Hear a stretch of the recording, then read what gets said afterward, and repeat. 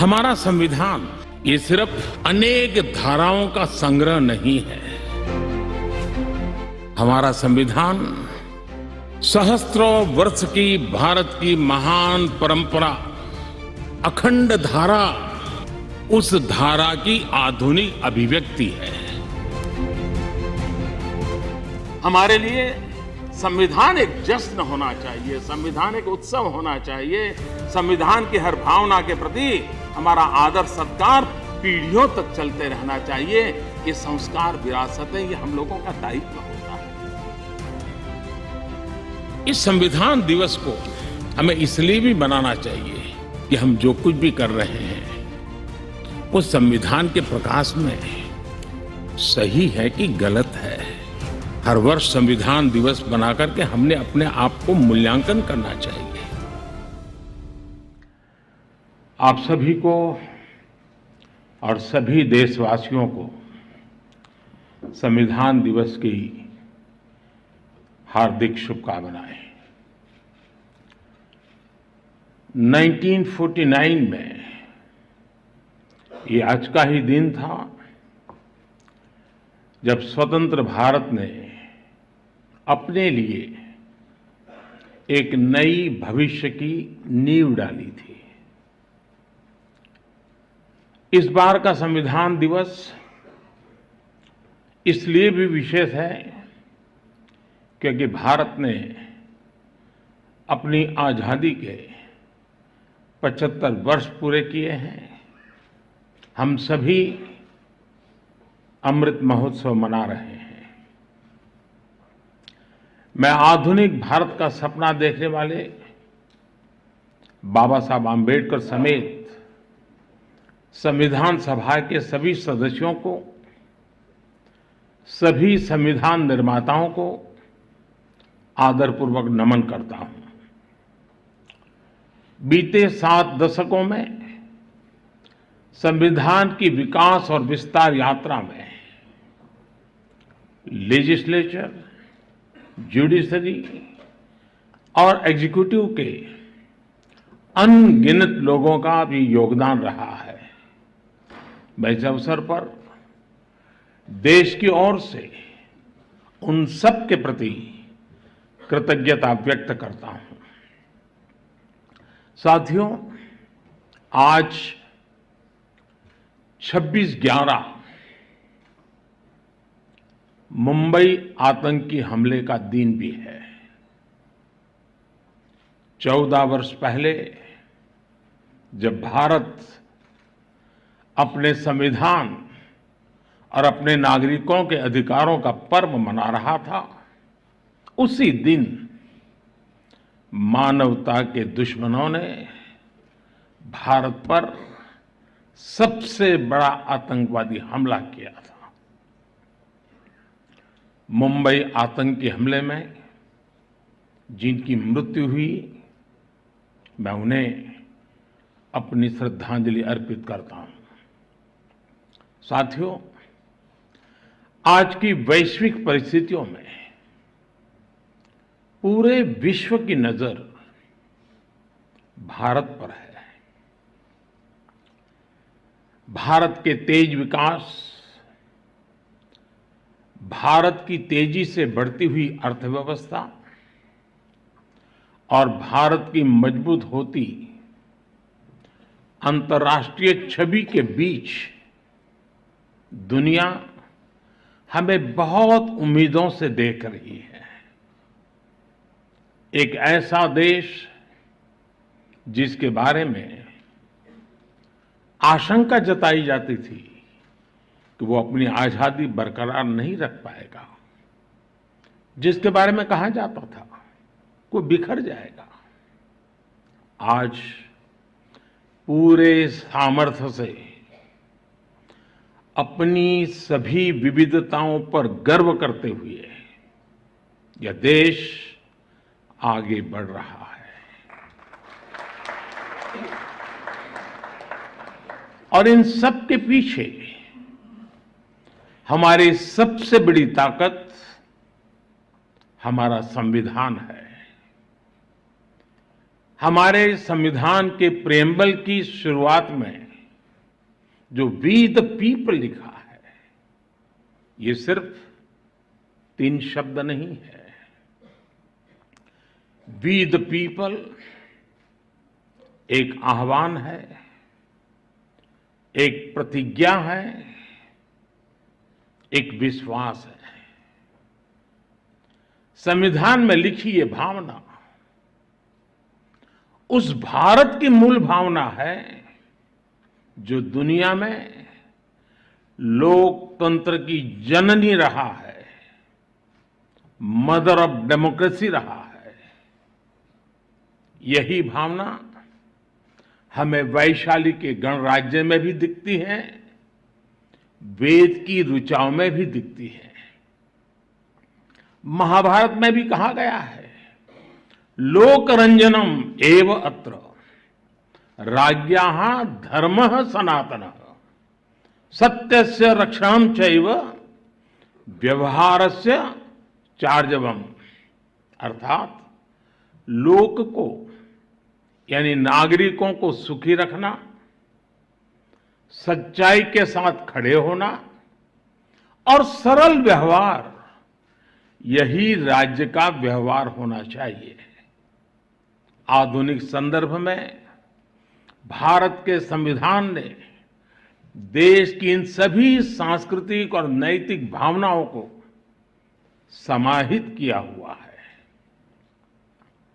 मुझे संतोष है कि आज देश मदर ऑफ डेमोक्रेसी के रूप में अपने इन प्राचीन आदर्शों को और संविधान की भावना को लगातार मजबूत कर रहा है।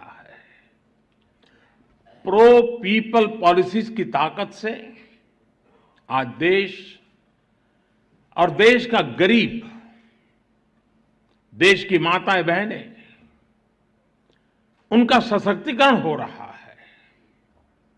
सामान्य मानवीय के लिए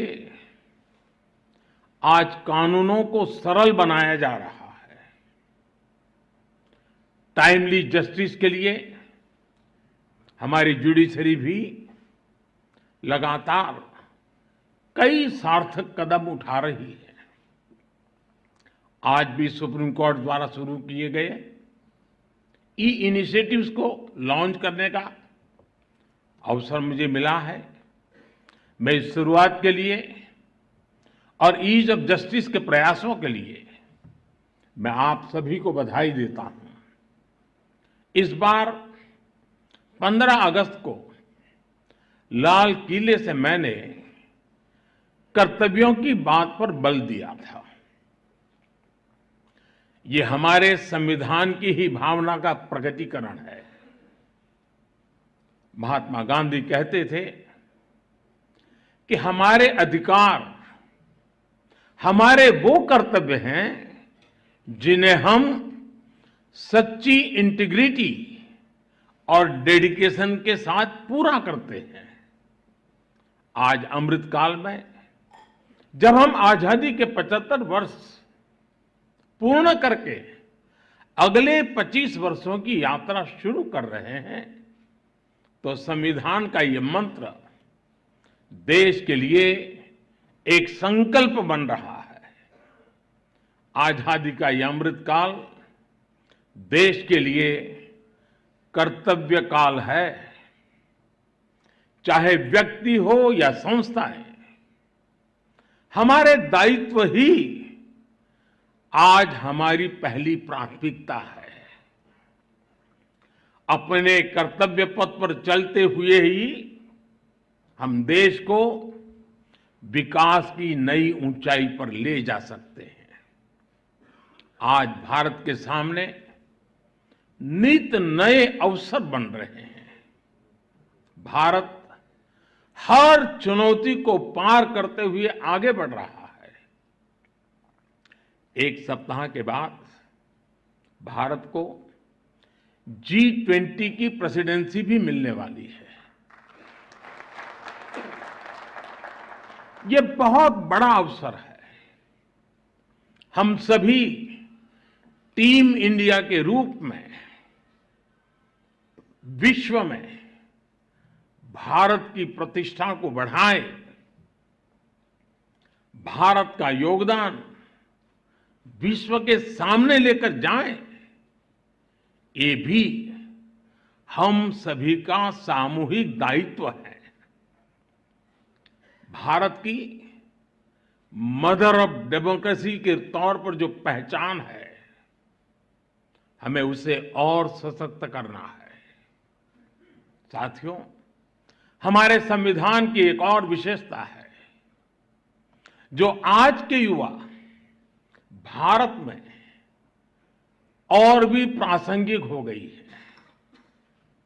हमारे संविधान निर्माताओं ने हमें एक ऐसा संविधान दिया है जो ओपन है, फ्यूचरिस्टिक है और अपने आधुनिक विजन के लिए जाना जाता है।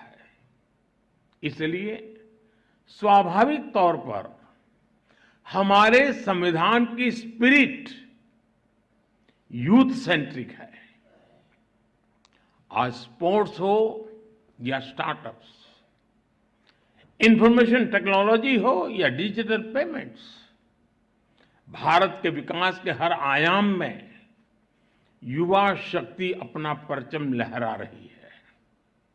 हमारे संविधान और संस्थाओं के भविष्य की जिम्मेदारी भी हमारे इन युवाओं के कंधों पर ही है।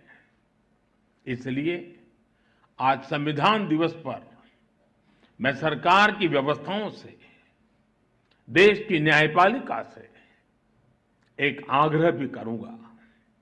आज के युवाओं में संविधान को लेकर समझ और बढ़े, इसके लिए ये जरूरी है कि वो संवैधानिक विषयों पर डिबेट्स और डिस्कशंस का हिस्सा बने। जब हमारा संविधान बना तब देश के सामने क्या परिस्थितियां थी, संविधान सभा की बहसों में उस समय क्या हुआ था, हमारे युवाओं को इन सब विषयों की जानकारी होनी चाहिए। इससे उनकी संविधान को लेकर दिलचस्पी और बढ़ेगी।